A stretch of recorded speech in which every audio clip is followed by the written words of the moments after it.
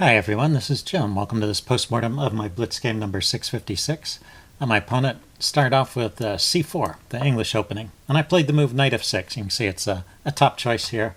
It's also just a very flexible move. You're kind of waiting with this move to see what kind of setup your opponent is going for, and in almost all cases this knight f6 is a good placement for that knight, so it's a good move you can throw in and just wait to see what's going on. So white could go with d4 here. Go for back to a queen's gambit type of position, queen's pawn opening, or he could go for knight f3, g3. I often play with g3. I think that's an interesting way to play. Or knight c3. I think that's a very logical way to play as well. Control of the light squares is one of the ideas with the English opening. So I go with c5, the symmetrical English. And when he goes g3, I play the move d5. And I've been playing this early d5 for quite a while against the English. I started it against an opponent that always went for the Botvinnik setup, and this early d5 is a way of preventing white, at least in the move order he was using, prevented him from getting to the Botvinnik setup. And I've stuck with it. It turns out to be playable against all kinds of English setups, and maybe white gets the usual kind of opening advantage. It's not like it's a big equalizing weapon, but it gets me a position where there's at least one open line, because white always takes, and if he doesn't, I can take. So I get a position where there's at least one open line, and I don't get squashed in these completely closed positions, which I don't like it when that happens. I suppose I could avoid that by learning to play closed positions, but so far I think it's easier to avoid them. Anyway, he played the very logical move, I think. He just took the knight. What's funny is that move is not in the database. Knight f3 and bishop g2 are the two moves that have been played in this position. But I looked at it with the chess engine, and there's nothing wrong with knight takes d5 here. I mean, it looks maybe why it's not played. It looks like black is gaining some activity with the queen coming out and hitting the rook. But knight f3 is a perfectly good response. Let's see, we're out of the opening book here after I play g6, so it's interesting that, maybe we're just getting to this position by a different move order, and if I played knight c6, we'd be back in the opening book here. But as I was saying, it looks like white has not done anything wrong. This seems to be a fine way to play, even if it's not in the book. I say I go with g6 here. And, well, that reminds me, I wanted to mention that white played a really fine game. There's only one move in this game where white made a slight mistake, and there were no blunders at all and only one slight misstep. And, well, we'll talk about it when we get there. But it really an excellent game for white. And I was playing pretty well, too. After his misstep, I had the advantage, and I kept that for quite a while, and then I made a little misstep, and the advantage switched back to white, but he never let it go after that. So very consistent, solid play from white, and eventually paid off. So it was a good game to look at from white's point of view, perhaps. Anyway, we continue with normal development for a while. Bishop to g2, bishop g7, castles, and knight h4. So knight h4, this is the one move I was talking about, the one move that white made, which is not the best move here. And in fact, it actually gives black an advantage. It's kind of a wasted move because, this threat of the bishop hitting the queen, it gives a tempo to this knight. And so that knight can use it at any point. It's like a get-out-of-jail-free card or something. It's going to be here for a while until I move my queen. And, as long as my queen is not generating any horrible threats, there's no need to chase it away from that square. So the chess engine just wants to play d3 and just thinks white has the usual kind of opening advantage. d3 is a logical move, opening up a diagonal for the bishop. So knight h4, it does, let's back to the game. Knight h4 gains a tempo on the queen, but it doesn't really accomplish anything else. You would like this knight to be making some threats over here, but it turns out it doesn't really do anything on the side of the board.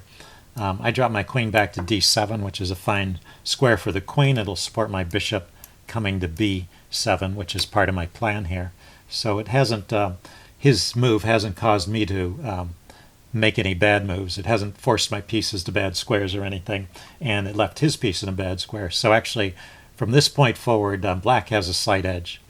Sometimes more than slight, but pretty decent edge. Okay, so he plays d3 now. Got knight c6, b6. Oh, he goes a3, preparing a b4 perhaps. I go b6. It also keeps my knight from hopping into b4. And he goes rook b1, so definitely signs he wants to play b4, but also just getting the getting off of that pin.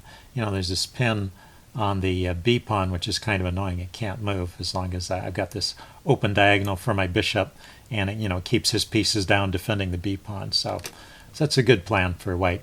Get the rook off that diagonal, push the pawn forward, get a bishop on that diagonal, which is what he does. And I'm doing the same thing over on the light squares here. I get a bishop on the diagonal opposing his bishop. I didn't need to, because of the way I played it, I didn't need to even move my rook. I could leave it there in the corner. I just had to be careful on that diagonal the whole time. See, so we went bishop d2 here. He's going to get his bishop on the diagonal by going to the c3 square. Let's see, I go rook c8. He goes bishop c3 now. And here I make a kind of an interesting move. It turns out to be okay. e5 looks at first like it's blocking in my bishop, which it is.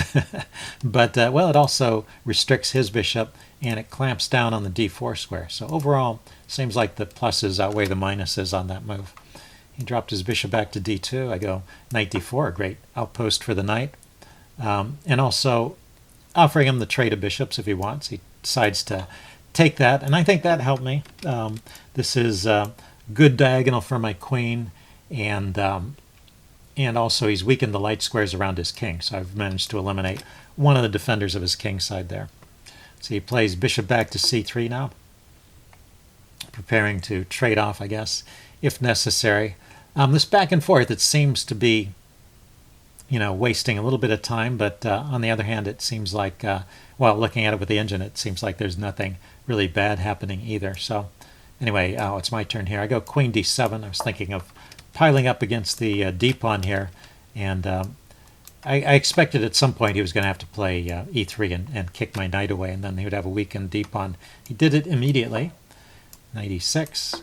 Then he played queen to c2. So now he's in a position to bring his rook over and defend the pawn. I go rook c d8, piling up. Goes rook b d1, defending. And I go queen e7, stepping away from the d file, so my rook can hit that directly. This maybe was an unfortunate choice of the queen. Maybe the queen should have gone to c7. Anyway, he goes knight f3 now, so you see his knight front h4 really didn't do anything and had to come back. I play f6, and just wanted to solidly support this pawn, which is coming under attack from the knight and the bishop. And he goes rook f to e1, centralizing his rook. And now I make my misstep. So we had a lot of moves here, like from 9 to 22, whereas I was maintaining an edge here and playing pretty well. But rook d7 allows him to play d4. So let's look at some options here. The chess engine likes this move, queen to b7. And if you watch this, you'll see why. It turns out I can't stop d4, but I can do something. So queen b7 hits the knight. Knight is loose there. So I'm getting away from that unfortunate e7 square with tempo. And we'll see why in the game that's an unfortunate square. Queen comes over here to defend the knight. And now rook d7, and I can double and put pressure on the d-pawn. And he can play d4 because I have not prevented that. There's still a pin on the e-file because of my knight. But what I can do is I can push forward with e4 in this case. And where's his knight going? It can't go to g5 here. It's got to go, well, it can go to various places, but h4 was an engine suggestion. And now c takes, and bishop takes. And looks like this is a good position for black. Maybe black can try and get some activity over on the c file as well as on the d file. And I've got this advanced pawn structure. I can maybe even push this pawn forward if my pawns come under fire. So this should exert a cramping influence on black's position. Anyway, it's still a game, but it looks like that's the way to keep an advantage. I played rook d7 immediately, and he sees this chance to play d4. And now the first problem is that I can't push my pawn forward to e4. He can just take it. So that's not happening. And then the second problem is that when I exchange, which I did, it opens up a pin on the knight. So I'm actually under-defended. This pawn here is under-defended. I can't keep taking like I would like to. So that's why this square was unfortunate for the queen, and I really needed to move it away from there. Anyway, I tried queen f7 here. He takes. I take.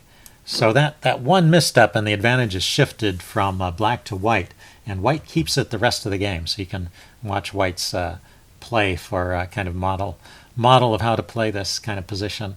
Let's see. He goes bishop b4, putting pressure on my knight. I go rook c8, bringing it over to defend. Queen to e2, piling up on the e file. Taking a look at my back rank, which is somewhat I don't know, somewhat open because I'd pushed the f pawn forward here. And now my second misstep is this a5 push. It looks like if I don't play a5, maybe I can try and hold on with an exchange. Rook takes, queen, queen comes over here to d7, offering a trade of queens. Queen e2, rook d8. I've got my pieces lined up on the d file. He's got his pieces lined up on the e file. And looks like he can damage my pawns a little bit over here, but seems like this will leave me with a playable position. White's better, but I could play on. After a5, it gets worse. So he took, and I need to just accept the damage to my pawn structure immediately. I was still thinking I could prevent this, and so I'm kind of digging my hole deeper and deeper. So bishop takes c5, and I could still play on. So for example, if he trades rooks here and comes in with this queen, you know, I can defend the queen. I'm still holding on to things over here. Although that gave up the pawn, maybe I have to actually trade rooks. Anyway, it's not all that appetizing. I mean, he's better. He's better since I played rook d7. His position improved when I played a5. And now I make a third mistake, which is taking with the rook. Yeah, and I range that. I have to take here first. He takes back, and then I take on c5. And I'm not sure if I had to exchange that first, actually. The rook was defended there. Anyway, I chose to exchange and then take the bishop rather than suffer the pawn damage. But now he penetrates with his pieces, and he pretty much mops me up from here on. Let's see. I do make a couple other missteps, but it's getting harder and harder to defend. So you definitely would prefer to be white in this position, and maybe between two computers or two masters, white would win this one almost all the time. You know, players at my level, anything is possible. So queen d1, but he's playing this very well. He's holding on to his rook, maintaining it on the 7th rank, and preparing to penetrate with his queen. I brought my king up to g7, which is another little mistake. Let's see, things I could have tried here. Yeah, rook to c7. I could have tried that. But now he can bring his knight in, so this would not have solved all my problems. But it would have allowed me to play king g7 more favorably. And then queen e1 is the engine suggestion, supporting the knight coming in here with a check, picking up the rook. And, you know, it's just getting sticky for black. White has all the fun in this position, I guess is the way to say it. King g7 helps white, though. He seizes on this opportunity to skewer my queen and king, and I have to block with the bishop. And now the knight hops into d4. So white's getting all his pieces into the game. Like I said, good play. And let's see, the engine is saying I should do probably a nothing move like h5. When I move the rook over to defend my bishop, it gives up the c6 square as knight hops in there. Let's see. I try rook e6. I think we'll just go forward here. I mean, white is basically winning the whole rest of the game. So, yeah, he picks up the exchange right there. There was no way to avoid that. And so now he's got that material edge, and he's just doing some maneuvering and picking off my pawns.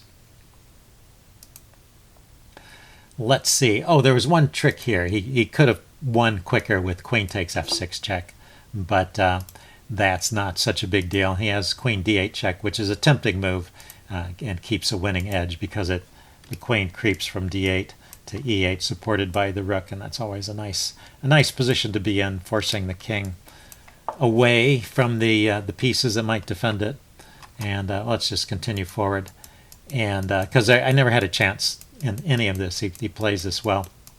I try to keep my pieces active, but nothing is happening here to there's nothing happening here that there's no chances that I have to change the course of events.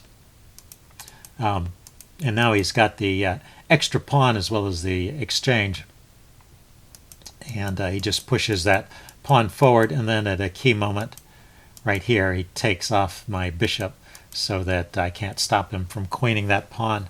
So the whole game, like I said, was good play from white. Just that one misstep early in the game, that knight h4 move. But after that, I think his play was pretty exemplary. So anyway, nice game. Hope you guys enjoyed this. Leave any comments you have in the section below, and I will see you again soon.